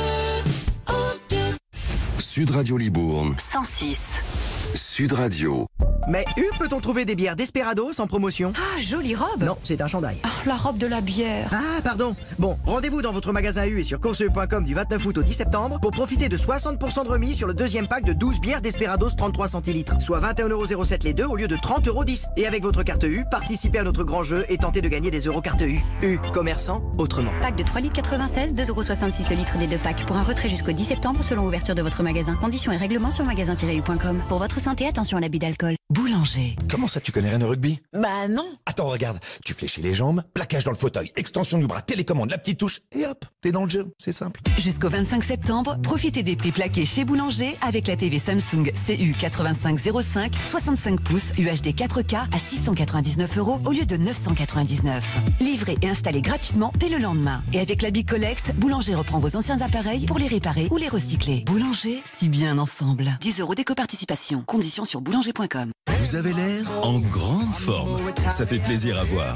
Et pour vous faire plaisir, justement, il y a la grande rentrée Poltron Sofa. Économisez au moins 30% sur les nouveaux canapés de la collection. Alors, qu'attendez-vous? Rendez-vous vite en magasin. Poltron Sofa, solo divani di qualità. Et voilà! Uniquement des canapés de qualité, vérifiez conditions en magasin. Ici Sud Radio. Les Français parlent au français. Les carottes sont cuites. Les carottes sont cuites. Sud Radio Berkov dans tous ses états. Retour dans le face-à-face de Berkov dans tous ses états, toujours avec Michel Maffezoli, sociologue et auteur de ce nouvel ouvrage. Le Grand Orient, les lumières sont éteintes, c'est aux éditions Guy Trédaniel. Alors, Michel Maffezoli, on a un peu parlé de ce qui se passe, de ce que vous considérez effectivement comme un, je dirais, abattardissement ou dévoiement Et d'ailleurs, je voudrais juste citer cette phrase que vous citez dans votre livre de Pier Paolo Pasolini, écrivain communiste, je le rappelle. Il disait « L'antifascisme est le pire des fascismes ». En tout cas, c'est le problème, voilà, les intégrismes, c'est terrifiant. L'extrémisme intégriste, d'où qu'il soit, est quelque chose de terrifiant. Et en fait, alors, est-ce que c'est aujourd'hui, très sincèrement, et peut-être au-delà du Grand Orient, mais parlons du Grand Orient que vous connaissez bien, est-ce qu'il n'y a pas beaucoup de gens qui rentrent effectivement en franc-maçonnerie, hier, aujourd'hui et peut-être demain, pour des postes, pour des avancements, pour, oui, tel, il y a l'amicale de tel. Vous avez parlé de, dans une loge, il y avait à la fois le moitié de policier, moitié d'anarchiste, qui est intéressant d'ailleurs, qui est plutôt un compliment pour la franc-maçonnerie. C'était bien, oui. Hein. Et aujourd'hui, quand même, il y a cette espèce évidemment, d'arrivisme social. Est-ce que cet arrivisme social, comme dans tout, pas que la franc-maçonnerie, est-ce que ça utilise effectivement, est-ce que ça fait partie pour vous du dévoiement, ou ça a toujours existé? Non, au début, au XVIIIe siècle, quand on s'amuse à regarder les noms, par exemple, de ce qu'on appelle les grands maîtres, c'est-à-dire les présidents de l'obédience, oui. C'était des nobles, c'était des princes, c'était après des ministres, et jusqu'au début du XXe siècle, ce fut le cas. Actuellement, c'est quoi? C'est une espèce de dégradation, un syndicaliste, un vétérinaire, j'ai rien contre. Hein, oui. On les considère comme des sous-hommes, Michel Non, pas du tout, non. Mais enfin, disons, on n'est plus là dans ce qu'était, en quelque sorte, le dessus du panier, si je puis dire. Pour dire bref, une bonne partie de cette technocratie, ce sont des ratés professionnellement. Et qui donc trouvent là ce qu'on appelle la cordonite. Hein. Ils ont des cordons, ils ont des décors, ils ont des trucs comme ça. Des écharpes. En gros. Et c'est une manière, en quelque sorte, de se valoriser à côté d'une vie professionnelle qui est minable, pour dire bien. En latin, on dit minus abens. Je vais le dire en latin, c'est moins grave. Minus abens, qui en ont moins, en quelque sorte. Et du coup, ils trouvent là quelque chose qui est une espèce, disons-le tout simplement, moi je suis pas un psy, mais de compensation très précise. Et ça n'attire plus les jeunes. Moi, quand je suis rentré, puisque vous avez eu la gentillesse de rappeler que j'y étais il y a une cinquantaine d'années, la moyenne d'âge était de 42 ans. Quand vous êtes rentré. Quand je suis rentré.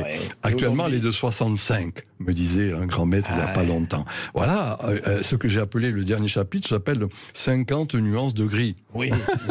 C'est-à-dire qu'il y a des rassemblements où, je vous ai dit, les jeunes ne se retrouvent plus. Moi, j'ai beaucoup de jeunes amis qui vont rentrer dans la maçonnerie, mais qui vont aller à la Genève, à la Grande Loge de France, à d'autres obédiences spirituelles, la Grande Loge de la culture et de la spiritualité, il y en a, je veux dire, il y en a.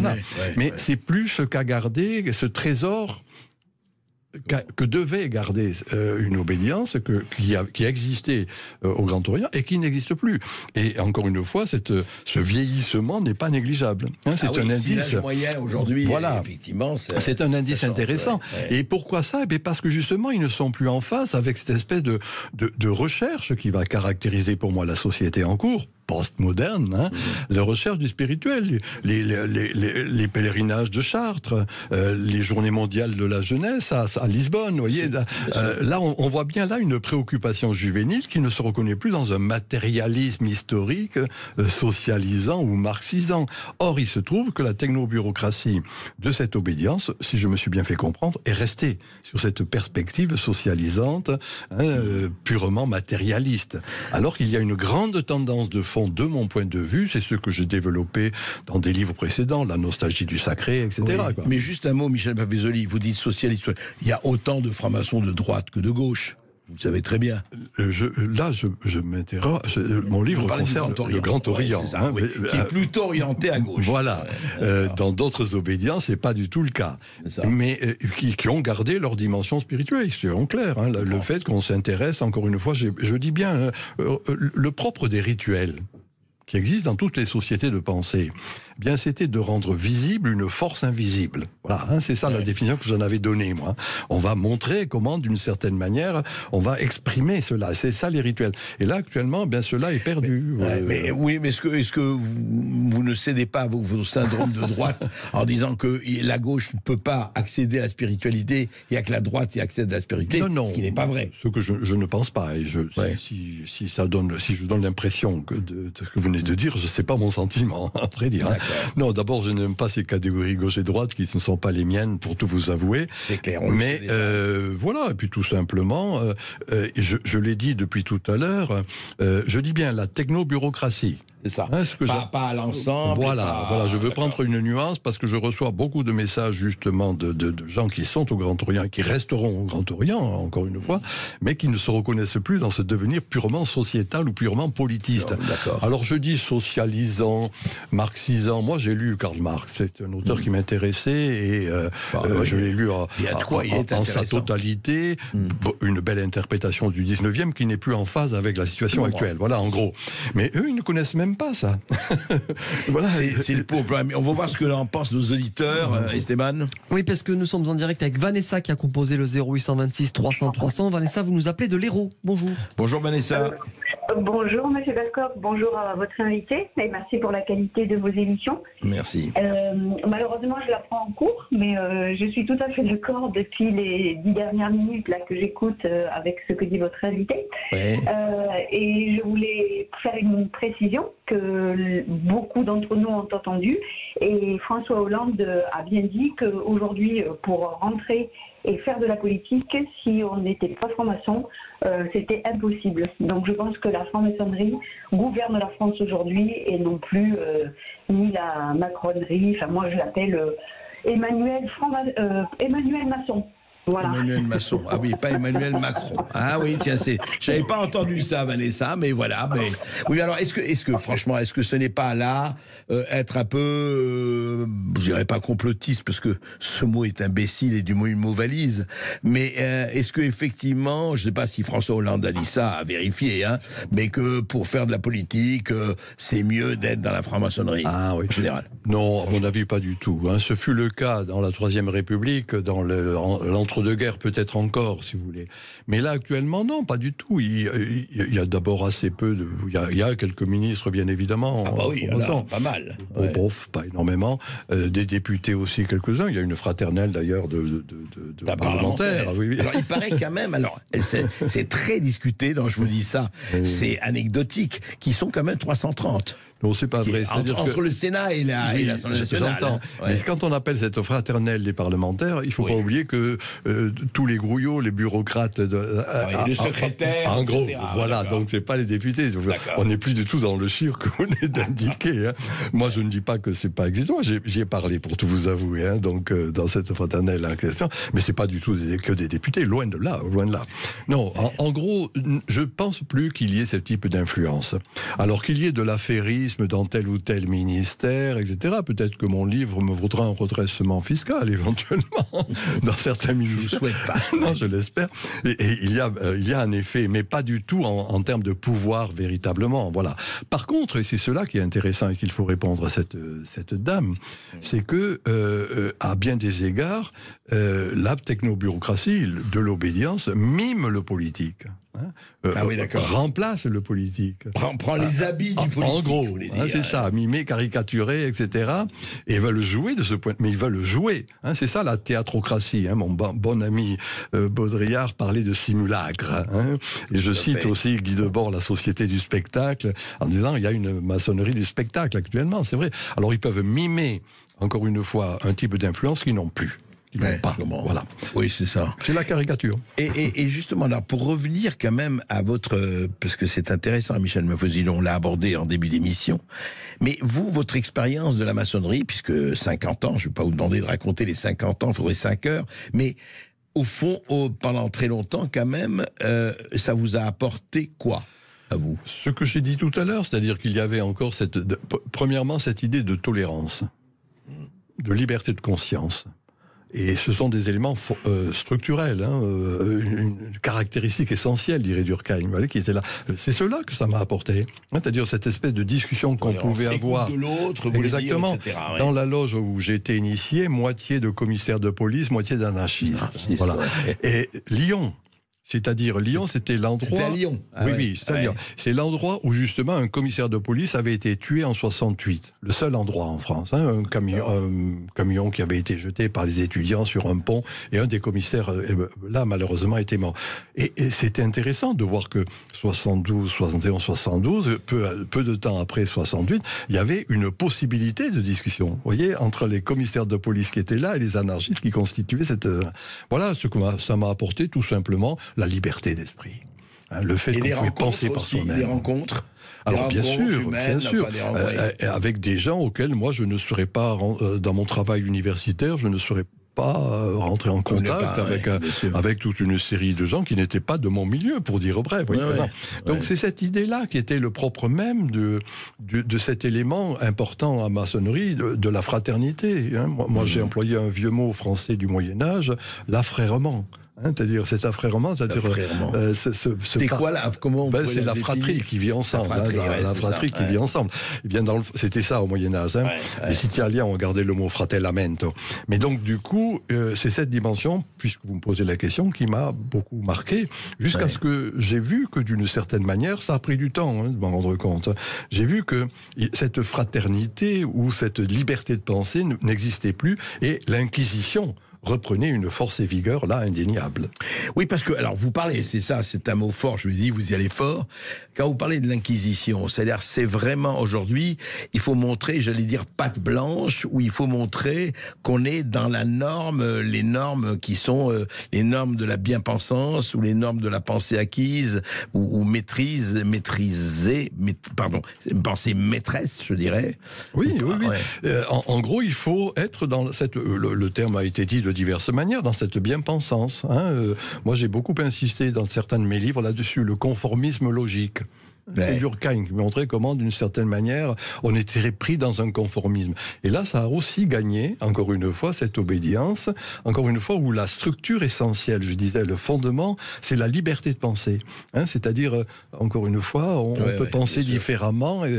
Or, il ne faut pas oublier, et d'ailleurs, c'est le titre que le Grand Obédience donne, un des qualificatifs. Obédience adogmatique. Adogmatique, voilà. Trait d'union dogmatique. Voilà, c'est-à-dire qu'il n'est pas du tout dogmatique. A priori, c'est alpha privatif en grec. Et là, c'est devenu un vrai. C'est une pensée dogmatique. C'est-à-dire que ils peuvent radier ou exclure des gens qui justement vont. Moi, ma règle. Moi, j'ai fait des conférences dans des endroits de droite, d'extrême droite, du Parti socialiste, du Parti communiste. Oui, aussi bien extrême droite qu'extrême gauche. Neutralité axiologique. J'ai appris ça de Weber et des maîtres qui m'ont formé. Le savant et le politique. Donc moi, quand je suis invité, j'y vais. Je ne cache pas ce que je pense, etc. Et je crois que quand je parle avec vous, c'est pareil. Il y a cette espèce de... Eh bien là, cette dimension-là était gommée. C'était impensable. On ne peut pas assister ou participer à telle émission. Vous voyez. Vous participez, vous déjeunez avec telle personne. En gros, je ne vais pas nommer les noms, mais disons que d'une certaine manière, moi, on m'a condamné parce que j'avais été dans telle émission avec tel journaliste qui n'était pas, dans la bien-pensance. J'avais participé à un colloque par un député, mais qui n'était pas du bon bord, etc. Mais alors, qu'est-ce qui vous donne comme prétexte, ou en tout cas comme raison? Vous dites c'est parce que vous avez... c'est très précis. En gros, c'est très précis et très simple. Et encore une fois, je ne peux pas donner les noms, mais c'est très précisément 4 ou 5... ils retiennent 4 ou 5 de ces situations, colloques, déjeuners... vous avez fait ça et ça. C'est ça les crimes qu'on vous propose. Voilà ce qu'est du dogmatisme. Vous comprenez, si je dis Inquisition, c'est pas pour rien. C'est parce que dans le fond, c'est à partir de censément un corpus d'idées qu'on va vous condamner. Vous voyez, un exemple simple. J'ai critiqué personnellement, et de vieille date, la République une et indivisible. Montrant que, qu'on le veuille ou non, il y avait du tribalisme dans nos sociétés. Il y avait quelque chose. Et je me suis amusé, je me suis appuyé sur Plotin, l'Énéade. C'est à partir de la diversité qu'il y a de l'harmonie. Vous devenez à vos tribus. Alors le temps des tribus, etc., c'était une provocation un peu. Maintenant, je dis idéal communautaire. Enfin, peu importe. Voilà un élément, si vous voulez, en disant les choses changent. Ce qu'était la République une et indivisible, il faut arriver à penser la res publica, la chose publique, à partir de la diversité. Or, il se trouve qu'il y a une image importante en maçonnerie qui est la mosaïque. La mosaïque, c'est le pavé qui est là dans tous les ateliers. En fait, on est différents, mais ensemble, en gros, on forme. Et moi, j'insistais beaucoup sur j'aime beaucoup cette expression latine, coincidentia oppositorum, cette coïncidence des choses opposées. Or, c'est un des cœurs battants de la maçonnerie. Eh bien, là, ça, il l'oublie. Voilà, en gros, c'est pour ça que je dis, voilà ce qui est devenu, à bien des égards, de l'intolérance au sectarisme. On va se retrouver avec Michel Maffezoli, lui pas du tout sectaire, on peut le dire, après cette petite pause. Oui, on continue de parler vrai sur Sud Radio dans Berkov dans tous ses états avec vous au 0826 300 300. Appelez-nous si vous avez une question pour Michel Maffezoli qui est notre invité du jour. A tout de suite. Sud Radio Berkov dans tous ses états, midi 14h. André Berkov. Mais peut-on trouver une enceinte Bluetooth JBL Charge 4 à 89,99 €? Ah, régal pour mes oreilles. Surtout pour votre porte-monnaie. 40% d'économie, c'est exceptionnel. Ah bah c'est sûr. Du coup, rendez-vous dans votre magasin U et sur courseu.com du 31 août au 2 septembre pour profiter de l'enceinte portable JBL Charge 4 étanche avec 20 heures d'autonomie à 89,99 € au lieu de 149,99 €, soit 40% d'économie. U, commerçant autrement. Garantie 2 ans, dont 13 centimes d'éco-participation, offre valable dans les magasins U participants et sur courseu.com pour un retrait du 31 août au 2 septembre, selon prix conseillé par le fournisseur en juin 2023. Dans le nouveau magazine Journal de France, actuellement en kiosque, retrouvez notre reportage sur Alain Delon. Comment à 87 ans, il se libère des tourments qu'il subit. PPDA, retour sur la disparition de son épouse. La douloureuse séparation de Laetitia Hallyday et de Djalil Lesper. Un retour possible du groupe Téléphone selon Louis Bertignac. Jean Dujardin, grand amateur de rugby, sera aux manettes de la cérémonie d'ouverture de la Coupe du Monde. Bernard Arnault, une aubaine pour notre pays. Journal de France, un magazine La Fontresse, en vente chez votre marchand de journaux. Bienvenue aux familles qui veulent continuer à se régaler sans avoir à se priver. Et aux gastronomes tendance économe qui comptent bien profiter de cette rentrée pour se faire plaisir. En ce moment chez Picard, profitez de moins 50% sur le deuxième produit acheté avec la carte Picard et nous, parmi une large sélection de produits. Et pour plus de simplicité, pensez à la livraison à domicile et au click and collect sur picard.fr. Picard, pour le bon et le meilleur. Modalité sur picard.fr. Pour votre santé, bougez plus. Sud Radio à Dijon en DAB+. Sud Radio. Pour l'incroyable anniversaire de But, vous allez être incroyablement gâtés. Croyez-moi, je m'y connais. Hein. C'est le moment de jouer avec But. Participez au grand jeu 100% gagnant et tentez de gagner l'un des 2 millions de cadeaux incroyables de l'anniversaire. Alors rendez-vous vite chez But. Conditions du jeu en magasin et sur but.fr. Chez Leroy Merlin, nous sommes là pour tous vos projets. Alors quand vous nous dites « J'aménage mon petit chez moi », vous auriez des petits prix ? On vous répond « Découvrez notre kit dressing New Start Openga ». Jusqu'au 12 septembre, il est à 89,90 € au lieu de 99,90 €, soit 10% de remise.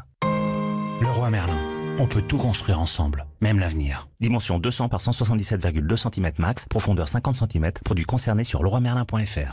Ma rentrée à prix minus chez Auchan. Jusqu'à lundi, grâce à votre carte Waouh Auchan, cagnotez 50% sur toutes les trousses et agendas scolaires, ainsi que sur une sélection de maroquinerie et de fournitures scolaires. Avec une offre pareille, remplissez votre cartable d'économie. Auchan, avec plaisir. 50% de cagnotte sur toutes les trousses, agendas scolaires et sur une sélection de maroquinerie et de fournitures scolaires. Hors librairie, bagages et sport. Valable dans vos hypermarchés Auchan participants et sur Auchan.fr. Conditions en magasin.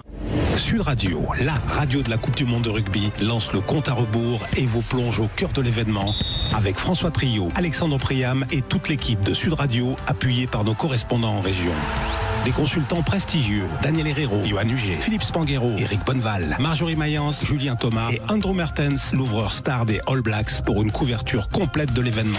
Tous derrière les Bleus, dès le 4 septembre, la plume d'Herrero dans le Grand Matin Sud Radio. Chaque soir, du lundi au vendredi, dès 20h, au cœur de la mêlée. Revue des matchs, témoignages de passionnés, opérations spéciales en région et tous les matchs du 15 de France. Soyez au cœur de l'action avec Sud Radio, la radio de la Coupe du Monde de rugby. Sud Radio. Les Français parlent au français.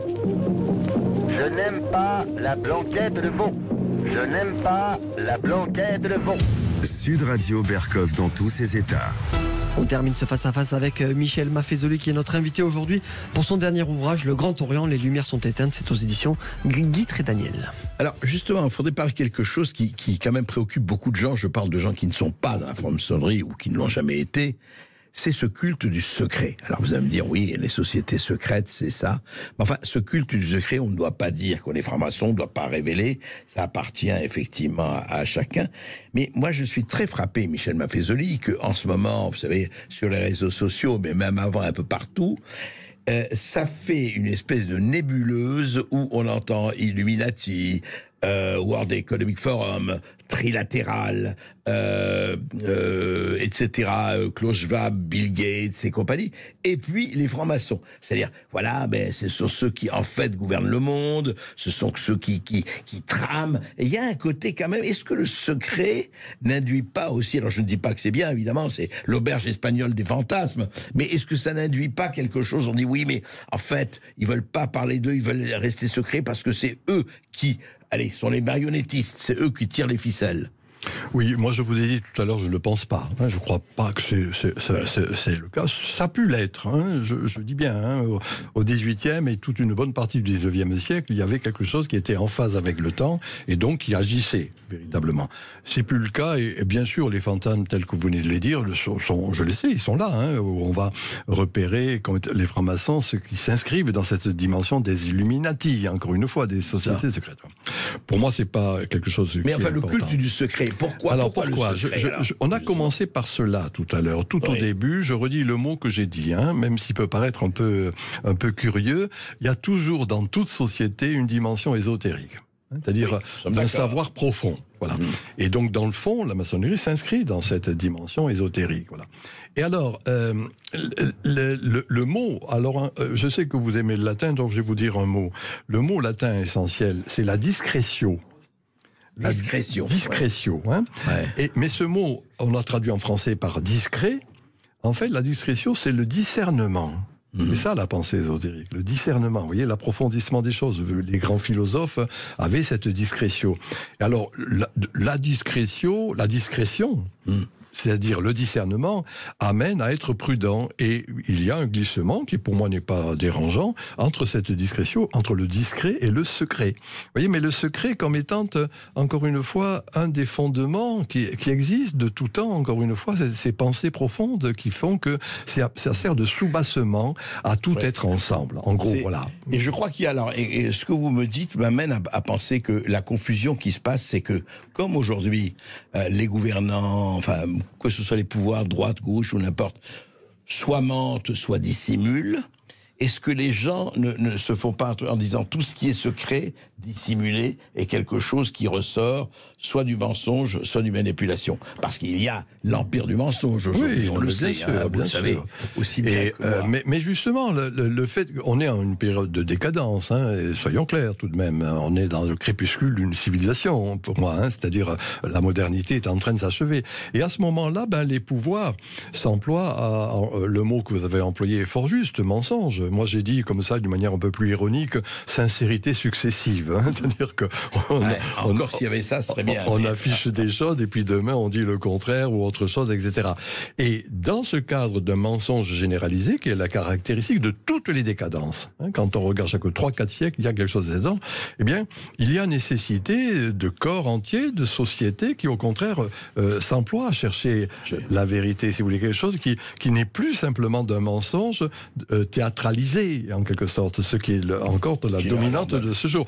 Alors oui, voilà, cette pensée ésotérique, on a commencé par là, moi je maintiens, c'est une idée importante qui fait qu'il y a nécessité de cet ordre qui après se diffracte, se diffuse. On a, je crois que, Esteban, je crois qu'on a Frédéric, oui, on a Frédéric qui nous appelle de Paris. Bonjour Frédéric. Bonjour Frédéric. Bonjour.